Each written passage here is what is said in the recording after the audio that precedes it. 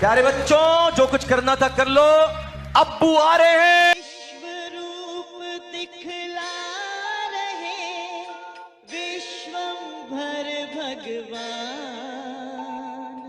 आंखें जिनके पास हो ले इनको पहचान। तो आ गए आप? तो भैया अगर आ गए तो भैया ईयरफोन लगाओ और बैठ जाओ, शांति से कहीं कोने में बैठ जाओ, क्योंकि अभी तुम्हें परम ज्ञान मिलने वाला है, ठीक है? क्योंकि तुम्हारे भाई तुमको देंगे राधा परमेश्वरी के परम ज्ञान को, कि वो राधा थी या नहीं थी, राधा कृष्ण के प्रेम का थी या नहीं थी।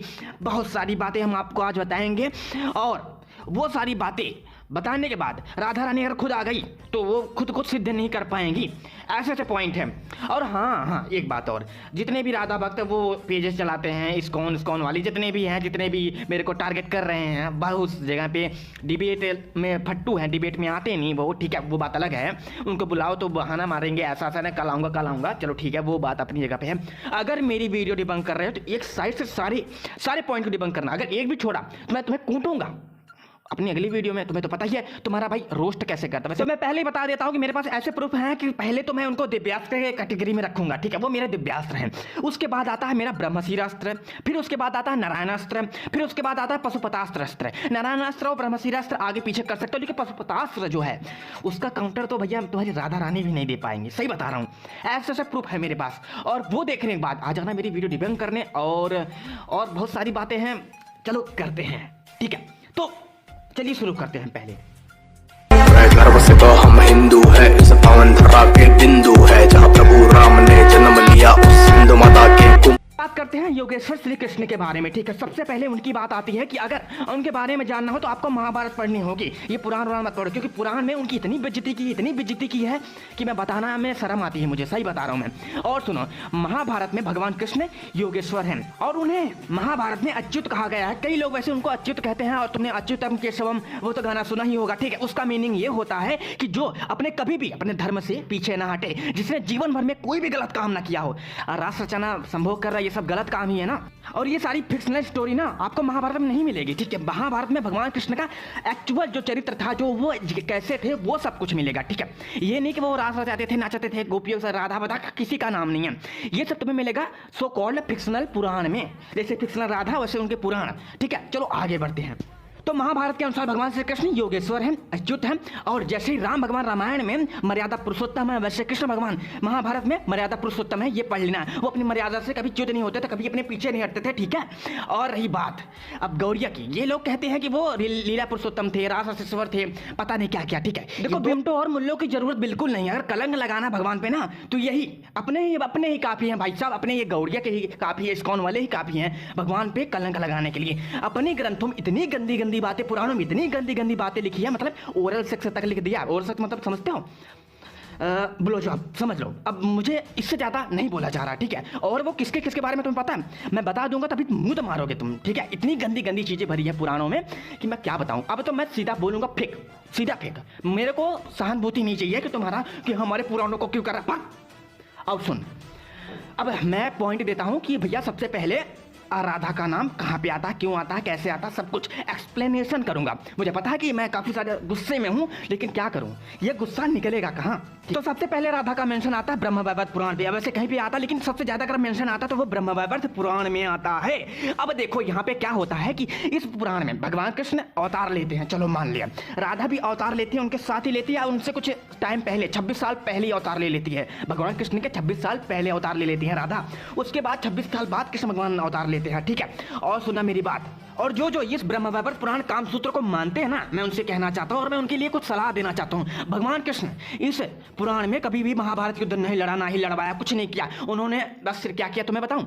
आए, राधा के साथ संभोग किया, कई लोगों को मतलब रेप करके मार डाला। इसमें ऐसे लिखा है, मैं बोलना नहीं चाहता था लेकिन अब बोलूंगा मैं।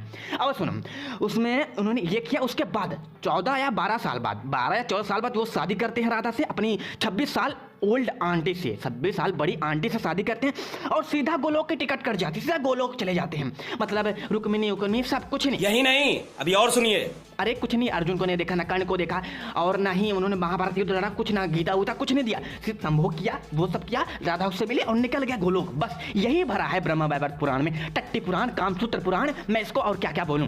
अगर तुम्हें और एक्सप्लेनेशन में जानना है तो मेरी एक वीडियो देख लेना, ब्रह्म वैवर्त पुराण क्यों फेक है। और ये 16वीं सेंचुरी में बनी है, अब इससे ज्यादा मैं कुछ नहीं कहना चाहता। और 16वीं सेंचुरी में लगभग गौड़िया आने लगे थे। गौड़िया मतलब इनकी मानसिकता इतनी गंदी होती है कि मैं क्या बताऊं। अगर तुम इनकी बुक्स पढ़ोगे तो बोलोगे भाई साहब इतने भड़वे क्यों होते हैं ये। और मैंने अपने ये वाला पॉइंट तो रखा ही नहीं, अगर महाभारत में राधा का नाम नहीं है तो राधा फिक्शनल है, ठीक है। अब मैं बताता हूँ क्यों, लेकिन अभी नहीं, मैं कुछ और सारे पॉइंट ले लेता हूँ इनके जो ये रखते हैं, ठीक है। ये कहते हैं कि जो कृष्ण है ना वो विष्णु नहीं है, वो कृष्ण जो है अलग है। कृष्ण जो है विष्णु के पिता हैं इनके अकॉर्डिंग, राधा भक्तों के अकॉर्डिंग, और राधा जो है वो लक्ष्मी नहीं है इनके अकॉर्डिंग। अच्छा बेटा, अभी ये बात है तो ये जो मुगल टाइम के जो पुराण है जो लिखे गए हैं मुगल टाइम में पुराण, उसमें राधा को लक्ष्मी क्यों भैया क्लेम किया जा रहा है कि ये लक्ष्मी है। कई सारे पुराणों में दिखा दूंगा वो लक्ष्मी है क्यों। और सुनो, कुछ राधा भक्तों के अकॉर्डिंग जो राधा वो सबसे सुप्रीम है, यहाँ तक वो कृष्ण भगवान से भी सुप्रीम है। चलो ठीक है, मान लिया। अगर वो राधा जो है वो लक्ष्मी से डिफरेंट है, अलग है, मैं तो नहीं मानता वो लक्ष्मी भी है, पता नहीं, उस पर मैं वीडियो बनाऊंगा राधा लक्ष्मी थी या नहीं, बहुत अच्छे से, ठीक है। अगर राधा लक्ष्मी नहीं है और कृष्ण भगवान विष्णु नहीं है, अब मेरी बात सुनो, ठीक है। अगर कृष्ण भगवान विष्णु नहीं है तो जो ये रुक्मिणी है वो तो लक्ष्मी माँ की इनकारनेशन है, वो विष्णु की पत्नी हुई। तो विष्णु की पत्नी की शादी कृष्ण से क्यों हुई, मुझे यही बता देना तुम। क्या हुआ नहीं समझ, मैं तुम्हें फिर से एक्सप्लेन करता हूँ। जो राधा माँ है वो लक्ष्मी नहीं है, और जो कृष्ण भगवान है वो विष्णु भगवान नहीं है। गौड़िया के अकॉर्डिंग, इस्कॉन के अकॉर्डिंग वो सबसे सुप्रीम लेवल पे आते हैं, सबसे ऊपर आते हैं, ठीक है। लेकिन जो विष्णु है बहुत ही तुच्छ है, बहुत ही नीचे है, वो राधा के चरणों के धूल के बराबर है, कृष्ण भगवान के भी होंगे फिर। अब सुनो, जो विष्णु की पत्नी है वो है लक्ष्मी माँ, लक्ष्मी माँ की जो इनकारनेशन है वो है रुक्मिणी माँ। तो मुझे ये बताओ, जो विष्णु की पत्नी है वो कृष्ण से भगवान से शादी क्यों करती है, मुझे इसका ही आंसर देना पुराणों के अकॉर्डिंग। और महाभारत के अकॉर्डिंग तो वो लक्ष्मी है, कृष्ण भगवान विष्णु है, ठीक है। उनकी शादी हो जाती है, वो अलग पुराण है, और पुराणों में अलग कृष्ण है, मतलब महाभारत में अलग कृष्ण है, पुराणों में अलग कृष्ण है, इनके अकॉर्डिंग। यही नहीं, अभी और सुनिए। और एक तो अमोघ लीला टकलू लीला कहता है कि दो कृष्ण थे। सच बता रहा हूँ, मेरे को इतना गुस्सा आता है, मतलब इनको नॉलेज ही नहीं होता, बकबक करने को कह दो बस। अब भैया बात यहाँ पे हो गई, अब तुम्हें ब्रह्म वैवर्त पुराण मानना है या नहीं मानना ये तुम्हारे ऊपर है, ठीक है। अब इसको मानो या ना मानो मुझे फर्क नहीं पड़ता, ठीक है। अब मेरी बात आती है कि क्या राधा फेक है या जो भी है, ठीक है, राधा रियल थी, राधा कृष्ण की प्रेम का थी। अब मैं बोलूंगा सीधा राधा फेक है। सुनो मैं बताता हूँ क्यों। क्योंकि यन्न भारते तन्न भारते जो महाभारत में लिखा है वही रियल है, और जो महाभारत में नहीं लिखा वो असत्य है, वो झूठा है, वो कभी हुआ है नहीं। अगर कोई चीज़, कोई स्टोरी अगर निकलती है महाभारत में वो नहीं मिलती तो वो झूठ है, ठीक है। ऐसा मैं नहीं कहता, ऐसा ये कहते हैं और ऐसा कई विद्वान कहते हैं, ठीक है। ये महाराज की पहले वीडियो देख लेना थोड़ी। जो सबसे महत्वपूर्ण है वो ये है कि वेद व्यास ने एक प्रतिज्ञा की है, यन्न भारते तन्न भारते। जो महाभारत में नहीं लिखा वो कभी भारतवर्ष में नहीं घटा। संयोग से सीता जी के दूसरे वनवास की चर्चा महाभारत में नहीं लिखी गई, और जबकि राम जी की कथा 4 बार महाभारत में कही गई। इसी से सिद्ध हो जाता है कि यह घटना भारतवर्ष में घटी ही नहीं। और मैं अब तुम्हें बताता हूँ एक बात, जो तुम अगर राधा के टेम्पल खोजना शुरू करोगे तो तुम्हें बस ज़्यादा से ज़्यादा 700 साल पुरानी मंदिर मिलेगी, वो भी मुगल टाइम के बनी हुई, ठीक है। मुगल टाइम में ही वो बनी थी वो मंदिर, ठीक है। लेकिन अगर तुम रुक्मिणी माँ की भैया मंदिर ढूंढना शुरू करो तो वो 2500 साल पुरानी है, लगभग 2500 साल प्लस पुरानी, ठीक है। अब मैं तुम्हें बताता हूँ कि अगर ये बताओ, जो ये औरंगजेब था वो सारे कृष्ण जन्मभूमि के जितने भी मंदिर थे कृष्ण भगवान के सारे तोड़े जा रहा, जितने थे सारे तोड़े जा रहा था। उसे राधा से कौन सा प्रेम था भाई? लाधा का तो नहीं करता था, लाधे भजबन लाधे तो नहीं करता था ना वो, कहीं राधा का भक्त तो नहीं था, इसलिए उसने राधा के मंदिर नहीं तोड़े। मुझे ये बता देना, उसी टाइम के भैया ये मंदिर बने थे उसके राधा के, लेकिन उसने नहीं तोड़े। क्यों नहीं तोड़े इसका मुझे आंसर दे देना, क्योंकि मैं बताता हूँ क्यों नहीं तोड़े। इस्लाम एक भैया एक ऐसा रिलीजन है कि भैया वहाँ पे कई सारी वाइफ रखे जाने के लिए भैया, मतलब है कि मतलब उसमें कई सारी वाइफ रख सकते हैं, ठीक है। और मोहम्मद के भी कई सारे वाइफ थी, ठीक है। अब मैं बताता हूँ औरंगजेब ने राधा के मंदिर क्यों नहीं तोड़वाया। क्योंकि भाई साहब सुनो मेरी बात, राधा की वजह से कृष्ण भगवान पे लांछन लगते हैं, कलंक लगता है, ठीक है। क्योंकि भैया वो बचपन में ही मतलब उनसे प्रेम हो गया था, मतलब सब कुछ हो गया था, मतलब क्या क्या चीजें नहीं हुई थी, मैं ये कहना चाहता था, ठीक है। अब देखो कि योगी राज जो कृष्ण भगवान थे उनको जस्टिफाई करने के लिए कि देखो तुम्हारे भगवान भी तो ऐसे थे, मैंने कर लिया तो कौन सी बड़ी बात हो गई। और अब मैं डिबंक करूंगा राधा फिक्शनल कैरेक्टर क्यों है, राधा का कृष्ण भगवान के साथ कोई संबंध क्यों नहीं था। अब मैं तुम्हें डिबंक करूंगा और तुम ये बड़े अच्छे से देखना, और ये सारे मेरे पॉइंट है, ठीक है। ये पहले तो अभी मैंने 2-4 पॉइंट दिए उसको भी डिबंक कर देना, लेकिन इसको भी डिबंक डिबंक करना साथ में, ठीक है। अगर राधा रियल थी, अगर राधा कृष्ण भगवान की प्रेमिका थी, अगर बहुत सारी चीजें थी, ठीक है, अगर ऐसा था तो जो शिशुपाल था उसने महाभारत में राधा का नाम क्यों नहीं लिया? उसने 100 गलती की तो उसने सारी चीजें बता दी थी, उसने बहुत सारी गंदी गंदी चीजें बताई थी भगवान कृष्ण के बारे में। गंदी चीजें नहीं थी, वो अच्छी चीजें। तो उन्होंने कहा था कि तो इस राक्षस को मार दिया। वो बुराई चाह के भी बुराई नहीं कर पा रहा था, वो ऐसे थे हमारे भगवान कृष्ण। भगवान के अंदर एक कमी नहीं थी, और ये भड़वे पुराण लिखने वाली इतनी गंदी भरी, इतनी गंद भरी, मतलब यार भाई मैं क्या बताऊं। अभी मैं तुम्हें लास्ट में, वीडियो के लास्ट में दिखाऊंगा कि ब्रह्मवैवर्त पुराण में कृष्ण भगवान और राधा का कैसा कैसा लीला है। अभी नहीं, एकदम लास्ट में वीडियो चली जाएगी, उस वहां पे दिखाऊंगा, क्योंकि अभी तुम्हारा दिमाग डिस्टर्ब हो जाएगा, ठीक है। तुम वीडियो देखोगे नहीं, अभी नहीं, रुक जाओ थोड़ा। और सुनो, जब शिशुपाल इनकी बुराई कर रहा था, अगर देखो मैं तुम्हारा दुश्मन हूं, अगर मैं तुम पे भैया आक्षेप लगाऊंगा, मैं तुम्हारी बुराई करूंगा, सबसे गंदी चीज तुम्हारी उठाऊंगा कि अबे तू तो भैया नाचता था, अबे तू तो कपड़े चुराता था, अबे तू तो राधा के साथ नाचता था, अरे पता क्या क्या, ठीक है। लेकिन शिशुपाल ने ना राधा का नाम लिया, ना गोपी का नाम लिया, ना रासलीला का नाम लिया, कोई भी गंदी चीजें उन्होंने नहीं दिखाई। ना ये कहा कि तू छोड़ के भाग गया था, युद्ध कभी नहीं कहा, ऐसा कुछ भी नहीं किया। जाकर फिर से महाभारत पढ़ लेना, ठीक है। अब रही बात दूसरे की, अब चलो ठीक है। उसके बाद भीष्म पितामह भगवान कृष्ण की सारी स्टोरी बताते पूरे बचपन से लेके, और कुछ लोग कहते हैं सो कॉल्ड राधा भक्त की, और राधा जो महाभारत है उसमें मतलब कृष्ण भगवान की पूरी स्टोरी भी नहीं है, अच्छी नहीं है, वो अच्छी नहीं है। तो मैं तुम्हें बता देना चाहता हूँ, लेकिन रुको अभी ये पॉइंट थोड़ा बाद में आता है, ठीक है। तो मैं तुम्हें बता देता हूँ कि भीष्म पितामह ने सारी स्टोरी बताई थी कृष्ण भगवान की, एक साइड से बचपन से लेके जवानी तक, जब तक वो थे, ठीक है। और अब कुछ अंधे भक्त कहेंगे कि देखो जो कृष्ण भगवान थे उनकी बाल लीला महाभारत में नहीं है, बहुत सारी स्टोरी उनको नहीं है, कई लोगों को मारा, बासुर को मारा, ये सब नहीं है। तो मैं तुम्हें दिखाना चाहता हूँ महाभारत में क्या लिखा है। महाभारत में लिखा गया है कि इस महाभारत में कृष्ण भगवान की सारी ग्लोरीज गाई है, मतलब सब कुछ है। अगर इसमें नहीं है तो वो नहीं हुआ था। और जो इसमें नहीं है, सुनो मैं बताता हूँ। आदि पर्व में एक जगह पे लिखा है कि विष्णु पर्व और भविष्य पर्व इसी पर्व है। महाभारत में 100 पर्व हैं, 18 पर्व हैं, और उस मेन 18 पर्व में 100 पर्व आते हैं। 100 पर्व में विष्णु पर्व भी आता है और भविष्य पर्व भी आता है। ये दोनों हरिवंश पुराण के पर्व हैं, ठीक है। तो हरिवंश पुराण इसका पार्ट ही है। समझ में आया मेरी बात? समझ गया ना ये मेरी बात? चलो ठीक है, कोई बात नहीं। अब आगे चलते हैं थोड़ा। तो जो तुम्हें स्टोरी महाभारत में नहीं मिलती ना, वो हरिवंश पुराण में मिल जाएगी, और बहुत सारी। और हाँ, हरिवंश पुराण के क्रिटिकल एडिशन पढ़ना, वो गीता प्रेस वाली नहीं, ठीक है। चलो कोई बात नहीं, तुम्हारा जो मन करे वो पढ़ लेना, क्योंकि गीता प्रेस वाले में गोपी उपी है, क्रिटिकल एडिशन ने हटा दिया, गोपी हटा दिया है, रासलीला हटा दिया है, और हाँ राधा तो थी ही नहीं पहले से ही। राधा में देखो एक ये श्लोक दिखाते हैं हरिवंश पुराण का, लेकिन हरिवंश में पुराण में, लेकिन इसको मैं अभी क्यों डिबंक कर रहा हूँ? ये मैं पुराणों में डिबंक करूंगा, जब पुराण की बारी आएगी ना तब मैं डिबंक करूंगा। अब मेरा दूसरा पॉइंट सुनो। कृष्ण भगवान कहते हैं उन्होंने जीवन में, आजीवन में कभी भी झूठ नहीं बोला, कभी भी अपने युद्ध में पीठ नहीं दिखाई। ये रहे प्रूफ, यहाँ पे पढ़ लेना। और ये कहते कब हुआ है मैं तुम्हें बताता हूँ। जब परीक्षित मरा पैदा हुआ होता है तो उसको जिलाने के लिए कहते हैं अगर मैंने जीवन भर तप किया हो, और अगर मैंने जीवन भर, आजीवन भर मैंने झूठ ना बोला और मैंने कभी भी युद्ध में पीठ ना दिखाई, रणछोड़ वाली कालियावान वाली स्टोरी भी यहीं पे डिबंक हो जाती है, ठीक है। और उन्होंने ये जो राधा कहती है कि मेरे मोरी मैं नहीं माखन खाए, सूरदास ने लिखी थी, ये वाली स्टोरी भी डिबंक हो जाती है। वो कह रहे हैं कि मैंने जीवन भर में कोई गलत काम नहीं किया, और ये गलत काम में ही आता है ये संभोग गम्भोग, रासलीला, नचाना वचाना, सब कुछ, ठीक है। जितने भी गलत काम आते हैं वो सब। वो कह रहे हैं कि उन्होंने खेल कूद में भी कभी झूठ नहीं बोला। और उसी महाभारत में लिखते हैं भगवान जो वेदव्यास थे उन्होंने कृष्ण भगवान को कहा था कि उन्होंने जीवन भर में कोई भी गलत काम नहीं किया, इसी महाभारत में लिखा है। और यहाँ पे तुम्हें पता चलता है ना वो झूठ बोलते थे, ना ही वो कभी युद्ध छोड़ के भागे थे, ना ही कोई गलत काम किया था जीवन में अपने, ठीक है। और वो बच्चा, वो जो परीक्षित था, वो जी उठता है वो भगवान के तप के कारण। मेरा तीसरा पॉइंट सुनो, भगवान श्री कृष्ण भगवत गीता में क्या कहते हैं वो सुनना ध्यान से। यत यथाचरित श्रेष्ठ ततः एव इतरः जन सह यथा प्रमाणम कुरुते लोकः तथा अनुवर्तते। भगवान श्री कृष्ण कहते हैं श्रेष्ठ पुरुष जो जो आचरण करता है, अन्य पुरुष भी वैसा वैसा ही आचरण करते हैं। वह जो कुछ प्रमाण कर देता है, मनुष्य समझता है उसी के अनुसार बरतने लग जाता है। इसका मतलब यह है कि भैया देखो, जो भगवान कृष्ण कहते हैं श्रेष्ठ पुरुष जो जो कार्य करता है उसका ही अनुसरण हमें करना चाहिए। तो भगवान क्या कृष्ण श्रेष्ठ पुरुष नहीं है, उनका आचरण हम नहीं करेंगे। लेकिन अब कुछ लोग ये वाला पॉइंट देते हैं कि भगवान कृष्ण खुद को नहीं कह रहे हैं, कुछ हैं भंगी, कुछ काम वासना से पीड़ित लोग हैं वो कहते हैं, और ये राधा भक्त हैं। चलो ठीक है, लेकिन अगला श्लोक पढ़ लेते हैं। उसमें भगवान कृष्ण क्या कह रहे हैं? भगवान श्री कृष्ण कहते हैं अर्जुन से, हे अर्जुन, मुझे इन तीनों लोकों में ऐसा कोई कर्म नहीं जो मेरे करने योग्य हो,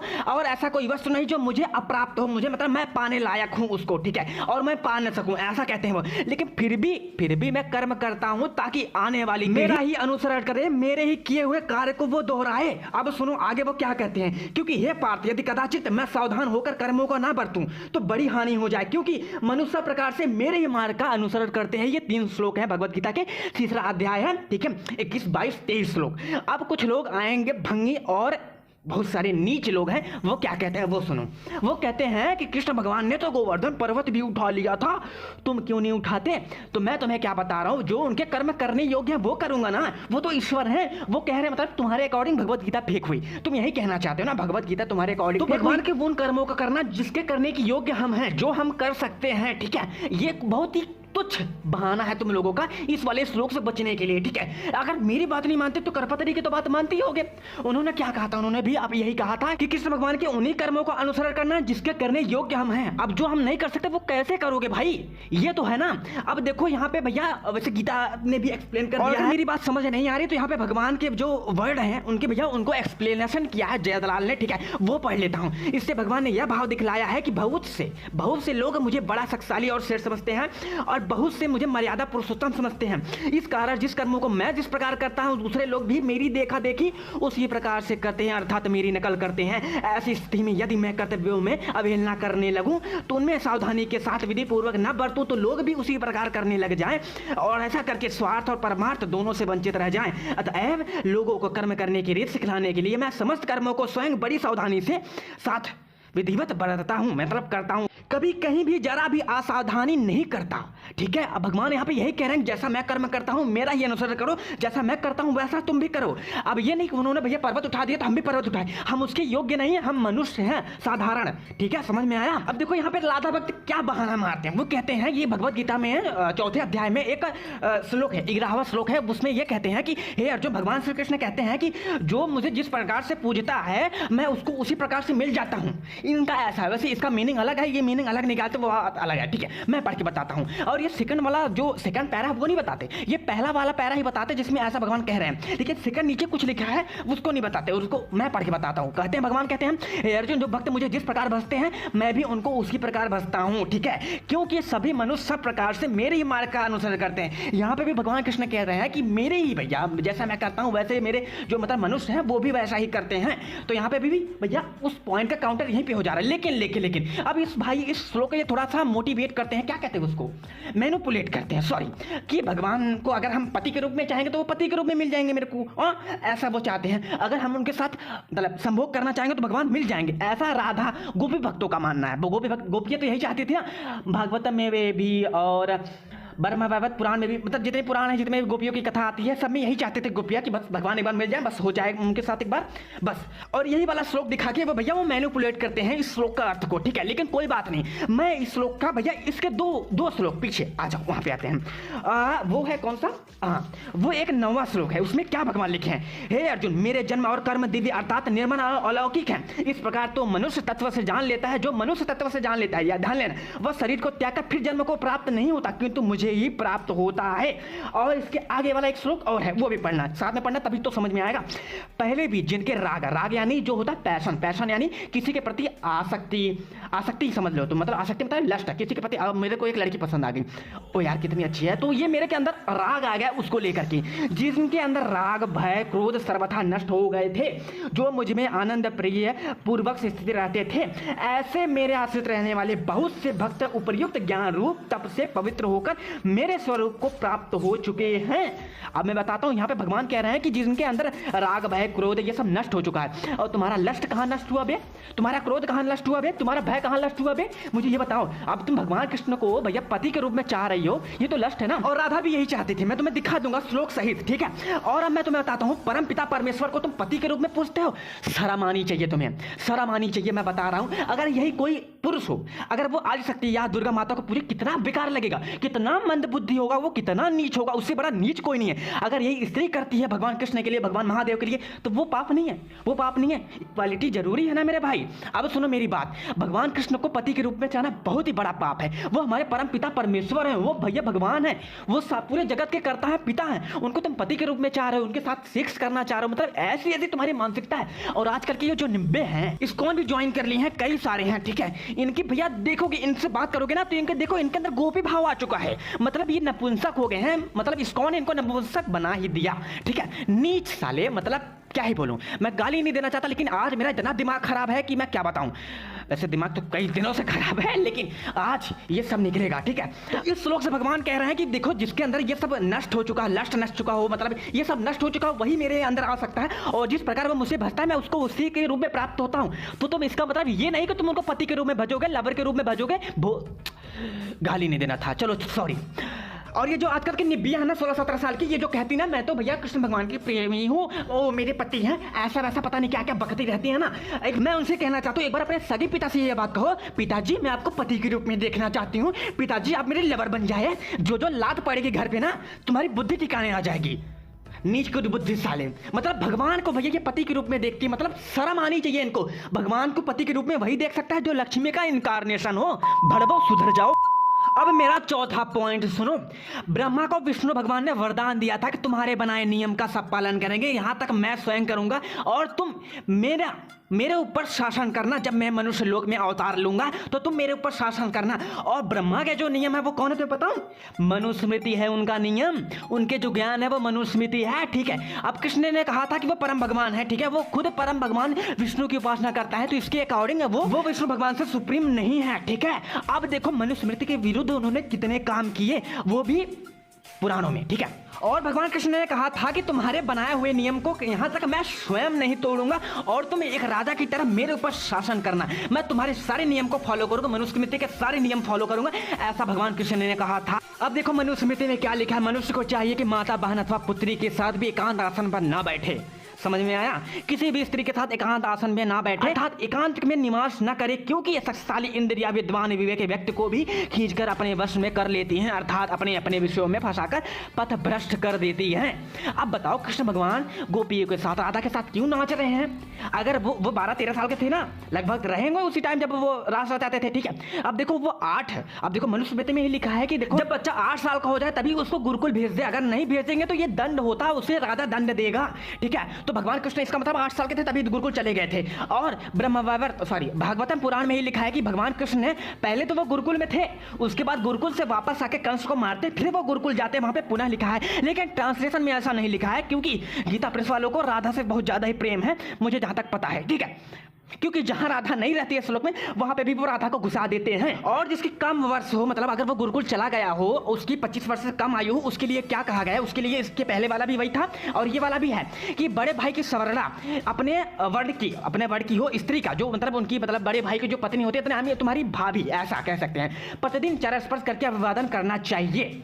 ओके, जाति वालों तथा संबंधियों की पत्नियों का तो केवल परदेश से लौटकर ही चरण स्पर्श करके अभिवादन करना चाहिए, उनको छूना तक नहीं चाहिए, मतलब दूर से ही, ठीक है। ये इसके आगे ही लिखा है, अन्यथा बिना चरण स्पर्श किए ही अभिवादन करें। पिता का बहुत ही अर्थात बुआ और माता की बहन अर्थात मौसी के तथा बड़ी बहन के साथ भी माता के समान बर्ताव करें, किंतु माता उन सबसे अधिक प्रिय हैं और बड़ी हैं, ठीक है।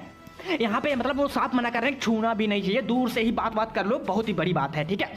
अब ये बताओ राधा के साथ नाचे कैसे? हाँ, और वो जो गोपियाँ थी वो तो कई सारी उम्र में बड़ी थी, और राधा तो इनकी मामी भी लगती थी। और अगर भगवान कृष्ण ने ये सब किया, राधा के साथ ये सब किया, बहुत सारी गंदी गंदी चीजें की, तो ये सब मनुस्मृति के विरुद्ध है। और भगवान कृष्ण खुद उनको भैया मतलब विष्णु ने भैया उनको खुद वरदान दिया था कि मैं इन सारे वर्ल्डों मतलब जो तुम्हारे वो नियम होंगे उन सबको मैं तोड़ूंगा नहीं, मतलब यहाँ पे वो अपना वरदान तोड़ रहे हैं, ऐसा संभव नहीं है। कृष्ण भगवान ऐसा कर ही नहीं सकते, वो मनुस्मृति के विरुद्ध जा ही नहीं सकते। और मनुस्मृति है जो ना, वो भगवान राम के काल से भैया फॉलो होती है, तो कृष्ण भगवान भी करते थे, वेद और मनुस्मृति दोनों को फॉलो करते थे, तो उनके विरुद्ध कोई काम नहीं करेंगे। समझ में आई मेरी बात? कृष्ण राधा ये सब जो है, उनकी कहानियां वानियां ये सब जो है, ये गौड़ियों वालों का काम है। और मैं तुम्हें क्या बताना चाहता था वो मैं भूल गया सॉरी। बट हाँ, और सुनो, जो सुश्रुत संहिता ऐसा कुछ संहिता है, ठीक है, वहां पे लिखा है कि जो होते हैं उनको यौन अवस्था प्राप्त करने के बाद ही स्त्री से संबंध बनाना चाहिए, यानी 24 साल के बाद ही यौन अवस्था प्राप्त होती है, ठीक है। गुरुकुल में सब कुछ फॉलो करके, गुरुकुल की पढ़ाई पूरी करके उसके बाद ही उनको गृहस्थ जीवन अपनाना चाहिए, ऐसा सुश्रुत संहिता कहती है। लेकिन ब्रह्मवैवर्त पुराण में तो उल्टा ही हो रहा है, वो 13-14 साल के थे तभी ये सब कर रहे हैं, मतलब 14 साल के थे वो चले गए थे गोलोक, ठीक है, 14 साल के पहले से ही कर रहे हैं, 8 साल के थे, 9 साल के थे तभी सब कर रहे हैं, वही सब गंदी गंदी चीजें, संभोग की बात कर रहा मैं। और ये भागवतम और ब्रह्मवैवर्त पुराण दोनों में है ये गंदी वाली स्टोरी। आप कहते हो ना ब्रह्मवैवर्त पुराण गंदा है, चलो मान लिया, लेकिन भागवतम ऑथेंटिक है। भागवतम पढ़ी भी है कभी तूने? जितने भी हो चलो ठीक है, छोड़ो हटाओ। वैसे भागवत में राधा का नाम नहीं है, इस पे अभी आते हैं थोड़ा टाइम बाद, ठीक है। तो कृष्ण भगवान यहाँ पे भैया वेद विरुद्ध और मनुस्मृति विरुद्ध काम क्यों कर रहे हैं, इसका मतलब ये है कि ये मिलाया हुआ है, ये सिर्फ आक्षेप लगाया जाता है हमारे कृष्ण भगवान को, ठीक है, कि वो इतने गंदे थे, मतलब शर्म नहीं आती जो इसको मानते, मतलब इनकी मानसिकता भी ऐसी है, इनके संस्कार ही ऐसे हैं, ये भी अपनी मतलब ऐसे स्त्री अपने घर में बहू में, ये इनका सब चलता रहता है, तभी ऐसे कृष्ण भगवान को ये देखते हैं, सीधी बात। और एक भरवा है उसके अंदर देवी भी आती हैं। क्या कह रहा था कि कृष्ण भगवान जो ब्रह्मा भागवत पुराण है उसमें जो कृष्ण भगवान ने राधा के साथ किया, सब गंदी गंदी चीजें कृष्ण भगवान ने राधा के साथ किया। राधा 2 दिन तक बेहोश पड़ी थी, उसके बाद उनके घर वालों को होश नहीं आया, नंद बाबा को होश नहीं आया, कृष्ण मेरा लल्ला कहाँ पे है। और सुनो, कृष्ण भगवान उस टाइम शिशु थे, एकदम छोटे से बच्चे, और कृष्ण भगवान ने 14 वर्ष का आयु धरी, ठीक है, तुरंत, और राधा के साथ किया। राधा उस टाइम उनसे 26 साल बड़ी थी, याद रखना ये बात। और मतलब बहुत सारी गंदी चीजें हैं, मतलब क्या क्या चीजें हैं मैं बता नहीं सकता हूँ, कुछ भी हो सकता है। और ये क्या कह रहा था, ये पाखंडी कहता है किसके अंदर देवी आती हैं, वो भी राधा के कई सारे रूप आते हैं, बहुत भयंकर भयंकर वाले रूप। अब की बार अगर राधा तुम्हारी देवी तुम्हारे सपनों में आए, तुम्हारे मन में आए ना, जो तुम्हारे अंदर देवी आती हैं, तुम्हारे हाथ पैर कांपने लगते, बता रहे थे ना, पता नहीं क्या क्या। अबे पाखंडी साले, अगर अब की बार देवी आए ना, तुमसे कुछ तगड़ा प्रूफ मान लेना और वो मुझे दे देना चुपके से आके, मैं मान लूंगा राधा को, ठीक है। और अगर तुमसे ना मांगा जाए, तुम कह रहे थे कि जब वो आती है तुम तो मुंह मारते हो अपनी चड्डी में, ऐसा तुम कह रहे थे, ऐसा कह रहे थे, मैं नहीं कह रहा, सही बात। अगर ऐसा होता तो देखो मैं मुतने के लिए तैयार हूँ, एक बार मेरे भी सपने में बुलवा देना, मैं भी देखना चाहता हूँ तुम्हारी उन देवी को, जो वो राधा आती है तुम्हारे सपनों में, विकराल रूप धर के देवी आती हैं, चूतिया नहीं तो, मतलब कैसे कैसे बात कर देते हैं कि अलग ही। और एक भड़वा मेरे को मैसेज करके कहता है कि देखो भैया देवी भागवतम का ये वाला श्लोक पढ़ो, तुम्हारे अंदर अनुभूति होगी। अरे भैया क्या अनुभूति होगी, और उसके आगे वाले श्लोक में चुदम पट्टी बचा रखी है, उसका क्या उसको भी पढ़ लूं, उसके अंदर भी मेरे अंदर अनुभूति होगी, मेरे अंदर देवी आ जाएंगी, भड़वे साले चूतिए।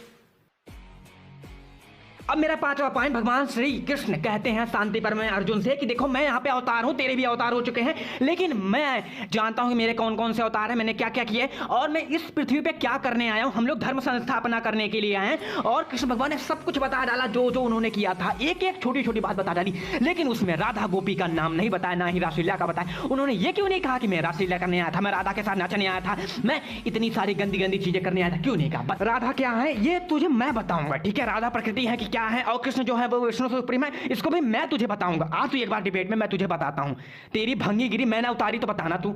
और हाँ चलो अब अगले पॉइंट पे चलते हैं, ठीक है। तो ये वाला पॉइंट ध्यान रखना 5वें में कि भगवान कृष्ण ने ऐसा कुछ क्यों नहीं बताया, ना रासलीला बताया, ना गोपी का नाम बताया, ना राधा का नाम बताया, कुछ नहीं बताया। अगर उन्होंने किया क्या वो झूठ बोल रहे थे उस टाइम, इनके अकॉर्डिंग भैया झूठी बोल रहे होंगे।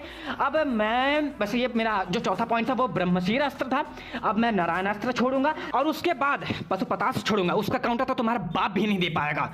दम लगा लेना जितना जितना आचार्यों का भैया मत लेना, ले लेना, अगर उस पॉइंट को काउंटर कर दिया तो मैं मान जाऊंगा, ठीक है। अब हाँ उसके लिए भले तुम्हें महाभारत को फेक बोलनी पड़ जाए, तुम बोल सकते हो क्योंकि तू बोल भी रहा था भड़वे, आ तू इस पे भी आता, तू अगर इस पे भी आ गया महाभारत फेक है उस पे भी मैं तुझे कुत्ते की तरह मार मार के भगाऊंगा। आ तू मैं तुझे बताता हूँ इतना गुस्सा मैं क्यों हूँ, क्योंकि इसके कई कई से हरे वर्ड थे ना, वो मेरे को भाई गुस्सा आ गया। मतलब यार भैया ये कह रहा था कि भड़वा की कृष्ण भगवान ने जो राधा के साथ गंदे गंदे काम किए वो रियल है, मतलब ये मेरा 6वां पॉइंट है। इसमें भगवान क्या कहते हैं, वेद व्यास क्या कहते हैं, भरतश्रेष्ठ धर्म अर्थ काम और मोक्ष के संबंध में जो बात इस ग्रंथ में है, महाभारत ग्रंथ में है, वही अन्यत्र भी है। मतलब जो इसमें है वही अन्यत्र भी है, जो इसमें नहीं है वो कहीं पे भी नहीं है। इसी श्लोक से भैया फेमस हुआ था यन्न भारते तन्न भारते, ठीक है, इसी श्लोक से फेमस हुआ था।